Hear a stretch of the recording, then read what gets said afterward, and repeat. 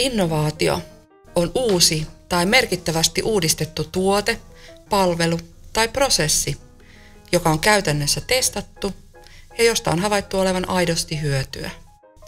Innovaation tunnistaa usein siitä, että se herättää yhtä aikaa sekä wow että tietenkin mieleyhtymät. Wow-mieleyhtymä kertoo siitä, että innovaatio on selkeästi muista erottuva, erilainen ja kiinnostava. Tietenkin mieleyhtymä kertoo, että innovaatio tuntuu mielekkäältä ja tarpeelliselta. Se ratkaisee ongelman tai täyttää puutteen niin itsestään selvästi, että sen olemassaolo tuntuu saman tien sekä järkevältä että tarpeelliselta. Innovaatio syntyy harvoin yhden ihmisen ideasta. Onnistuneimmat innovaatiot syntyvät tiimityönä. Hyvä innovatiivinen tiimi on parhaimmillaan hyvin heterogeeninen. Siinä on eri-ikäisiä ja eri taustoista olevia ihmisiä, joilla on erilaista elämänkokemusta. Tiimissä vallitsee avoin ilmapiiri ja kaikkien ajatukset ovat sallittuja. Mitään ajatusta ei tyrmätä mahdottomana. Asemaan perustuvia hierarkioita ei ole ja työskentelyssä hyödynnetään luovia menetelmiä. Lähtökohtana on se, että ajatusten vapaa ilmaisu ja tavanomaisesta poikkeavat menetelmät tuottavat myös tavanomaisesta poikkeavia ajatuksia. Innovatiivisen tiimin työskentely ei kuitenkaan ole sattumanvaraista tai kaoottista, vaan siihen voidaan tietoisesti rakentaa rooleja. Tanskalaisen professorin Lotte Darsön mukaan innovatiivisessa tiimissä tarvitaan sekä niitä, joiden roolina on olla enemmän ihmettelijöitä, että niitä, joiden tehtävänä on tarkastella asiaa tiedon ja käsitteiden näkökulmasta. Oma roolinsa on myös ryhmän rakentajalla ja yhteistoiminnan ruokkijalla. Avainsana ryhmän toiminnassa on luottamus, joka sallii kaikkien osapuolten ominaisuuksien nousta esiin ja kukoistaa. Darsö nimittää näitä rooleja puutarhuriksi, tietäjäksi, konseptoijaksi sekä ihmettelijä-ideoijaksi. Saman ihmisen ei tarvitse olla samassa roolissa kaiken aikaa, mutta ryhmän on olennaista tietää, ketkä kussakin roolissa kulloinkin ovat. Puutarhuri on se, joka pitää erityisesti ryhmästä ja sen kasvusta huolta. Hänen toimintansa on tärkeää erityisesti alussa, jolloin ryhmä ei vielä tunne toisiaan ja ryhmän sisäinen luottamus ei ole vielä kyllin vahva sallimaan heittäytymistä toisin ajattelemiseen. Puutarhuri ryhmäyttää, yhdistää ja pitää henkeä yllä. Hän myös pitää ryhmän jaksamisesta ja energiatasosta huolta ihan konkreettisestikin muistuttamalla tauoista ja ravinnon tarpeesta. Kun ryhmän työ etenee, puutarhurin työ vähenee, sillä hyvin pohjustettu ryhmä toimii yhä paremmin ilman huolehtijaakin. Tietäjän tehtävänä on pitää annettu tehtävä kirkkaana mielessä ja pyrkiä viemään ryhmää kohti ratkaisua. Hän kokoaa tietoa ja analysoi sitä, kyseenalaistaa sekä etsii ja vaatii perusteluja. Hän myös pitää projektin sisällöllisestä koordinoinnista huolen ja siksi hänen vastuunsa useimmiten kasvaa projektin loppua kohden. Hän myös muistuttaa ryhmää aikatauluista ja tavoitteesta aika ajoin. Tietäjän on maltettava pysytellä ideointivaiheessa hieman taka-alalla, jotta hän ei tulisi estäneeksi ideoiden vapaata rönsyilyä liialla faktavyörytyksellä tai kyseenalaistaneeksi niitä liikaa. Konseptoija on se, joka muokkaa ajatukset näkyviksi. Hän sanallistaa, visualisoi, kokoaa ja kuvaa ideoita. Usein hän käyttää tähän monenlaisia välineitä ja materiaaleja. Niiden kirjo on laaja. Ne voivat ulottua esimerkiksi sähköisistä projektinhallintatyökaluista aina alumiinifolioon ja rautalankaan. Konseptoija rajaa, määrittelee, tekee näkyväksi ja muotoilee niin itse tehtävän sisältöä kuin ryhmän toimintaakin. Hän huolehtii siitä, että kaikki tarvittava tieto projektista on ajan tasalla, selkeästi esitettynä ja kaikkien saatavilla. Konseptoijan rooli on tasaisen tärkeä koko projektin. Alussa on tärkeää auttaa hahmottamaan ongelma ja tavoite. Lopussa on tärkeää konseptoida innovaatio valmiiksi asti. Ideoija-ihmettelijän tehtävänä on ihmetellä ääneen ja kysyä tyhmiä kysymyksiä. Niitä, joita muut eivät tule ajatelleeksi tai kehtaa kysyä. Hänen tehtävänään on johdatella ja rohkaista ryhmää hulluihinkin ideoihin. Hän myös kannustaa omalla esimerkillään kaikkia muitakin heittäytymään tavanomaisen ajattelun ulkopuolelle.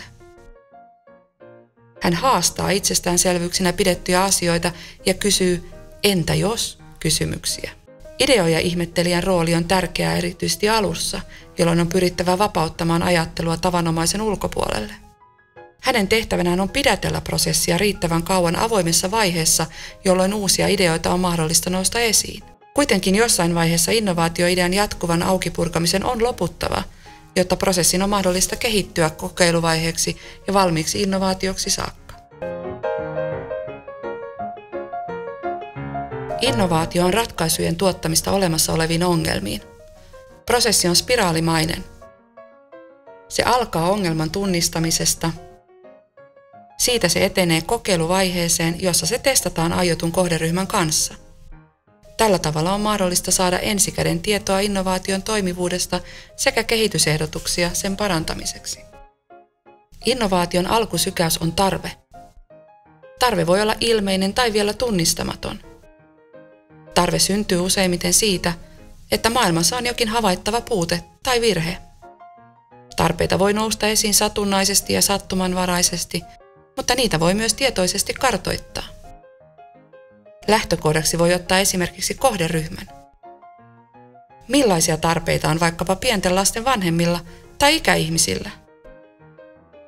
Lähtökohtia voi etsiä myös toisella tapaa, esimerkiksi tutkimalla olemassa olevia tuotteita, palveluita ja prosesseja ja pohtimalla, millaisia puutteita niissä on. Tärkeää on tuntea kohteensa ja sitä käyttävän kohderyhmän tarpeet perin juurin. Ensin kuvataan ja analysoidaan olemassa oleva ongelma. Sen jälkeen selvitetään, mitä ratkaisuja asioiden korjaamiseksi on jo tehty. Näin ei tarvitse keksiä pyörää uudestaan. Ratkaisujen keksiminen ei ole suoraviivaista toimintaa. On hyvin tyypillistä, että kehittäminen on sahaavaa liikettä. Uusia ideoita lähdetään seuraamaan ja kehittämään, mutta usein ne johtavat umpikujaan ja on palattava takaisin lähtöruutuun. Umpikujaan päätyminen tai takaisin palaaminen eivät ole merkkejä epäonnistumisista, vaan siitä, että on uskallettu ottaa käsittelyyn aidosti uudenlaisia näkökulmia, joista kaikki eivät lähemmässä tarkastelussa kuitenkaan ole toteuttamiskelpoisia. Huolellisen selvitystyön jälkeen on lopulta tultu siihen pisteeseen, että ainoa tapa saada uutta tietoa on konkreettisesti muotoilla uusia ratkaisuja ja testata käytännössä, miten ne toimivat. Kokeiluvaiheessa innovaatiosta tehdään prototyyppi tai demo, jota koeryhmä testaa. Vaikka kokeilun on tarkoitus olla kevyesti toteutettu, sen on kuitenkin oltava sisällöltään ja muodoltaan mahdollisimman samanlainen kuin aiottu lopullinen innovaatiokin, jotta sen kaikkien ominaisuuksien toimivuudesta voi saada selkeää tietoa. On olennaista, että kokeiluja tehdään matalalla kynnyksellä ja kehitystyö niissä vaiheissa, joissa se on perusteltua. Jokaisen kokeilun tulos tuottaa uutta tietoa, joka todennäköisesti muuttaa prosessin suuntaa. Kehitystyön alussa ei ole järkevää uhrata resursseja suuritöisiin ja kalliisiin kokeiluihin. Kokeilussa olennaista on, että sitä testaavat kehitysprojektin ulkopuoliset, aitoon kohderyhmään kuuluvat henkilöt. Vain heidän näkemyksensä kautta selviää, onko innovaatio hyödyllinen. Heidän palautteensa auttaa kehittämään tuotetta tuomalla siihen aitoa käyttäjäkokemusta ja kriittistä näkemystä. Palautetta voi kerätä esimerkiksi havainnoiden, haastatellen tai kyselyjä tehden. Joskus saatetaan havaita, että innovaatio ei osoittaudu teknisesti toimivaksi, tai se ei ole lainkaan tarpeellinen tai kiinnostava kohderyhmän mielestä. Mahdollisesti tekninen toteutus osoittautuu liian kalliiksi suhteessa ostovoimaan ja kiinnostukseen, tai tuotteelle kuviteltu tarve ei ole todellinen. Kaikki nämä havainnot on tärkeää tehdä jo kokeilu- tai prototyyppivaiheissa, jolloin vältytään kalliilta hukkainvestoinneilta. Saatu palaute punnitaan huolellisesti ja innovaatioon tehdään korjauksia. Tehdään innovaatiosta versio 2.0, 3.0 ja niin edelleen. Kokeilusykli toistetaan niin monta kertaa, että innovaatio on riittävän hyvä. Joitain vastaavanlaisia vaiheita on varmasti käyty läpi, kun tätä samaa ongelmaa on ratkottu eri maissa jo 2010-luvulla. Joissain kokeiluissa panttiteline oli käytännössä versio juomakorista. Se oli kiinnitetty tolppaan tai asetettu roskasäiliön juurelle. Seuraavissa vaiheissa se on jo ottanut etäisyyttä juomakorin muotoon. Sillä on oma muotokielensä ja roskasäiliö ja teline muodostavat yhdenmukaisen kokonaisuuden. Muotoiltu panttiteline toimii edelleen myös irrallisena yksikkönä, esimerkiksi lampputolppaan kiinnitettynä. Ruotsalaisessa mallissa panttiteline on käännetty pystysuoraksi. Suomalaisen version litteä muoto sallii sen ripustamisen myös suorille pinnoille. Erilaiset telineet ovat esimerkkejä saman asian ratkaisemisesta pääpiirteittäin samalla tavalla, mutta toteutukset ovat variaatioita saman aiheen ympärillä. Panttitelineitä valmistetaan jo massatuotantona ja niitä voi ostaa nettikaupasta. Tämä on jo selkeä merkki siitä, että innovaatio on läpäissyt kokeiluvaiheen menestyksellisesti.